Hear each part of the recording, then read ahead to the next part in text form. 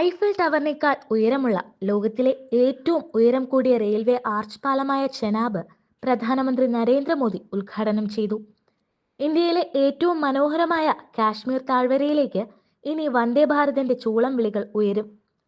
Jammu Tawi Srinagar Vande Bharat express train flag off ചെയ്ത പ്രധാനമന്ത്രി 46,000 കോടി രൂപയുടെ വികസന പ്രവർത്തനങ്ങൾക്ക് തുടക്കം കുറിച്ചു.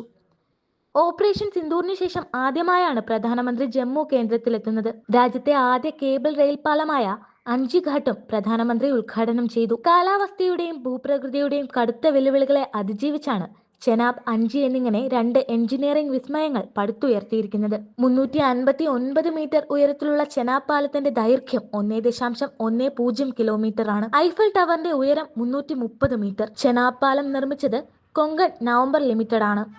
ജമ്മുവിലെ റിയാസി ജില്ലയിലെ കൗരി ബക്കൽ ഗ്രാമങ്ങൾക്കിടയിലാണ് പാലം. ഒരൊറ്റ തൂണിന്റെ ശക്തിയിൽ 96 കേബിളുകളിലാണ് അഞ്ചി പാലം നിർമ്മിച്ചിരിക്കുന്നത്. പാലത്തിലെ കേബിളുകളുടെ ആകെ നീളം 653 കിലോമീറ്റർ ആണ്. അഞ്ചിഘാട്ടിന്റെ ഉയരം 331 മീറ്റർ ആണ്. നീളം 725 മീറ്റർ. കൊങ്കൺ കമ്പനി ലിമിറ്റഡ് ആണ് നിർമ്മാണം.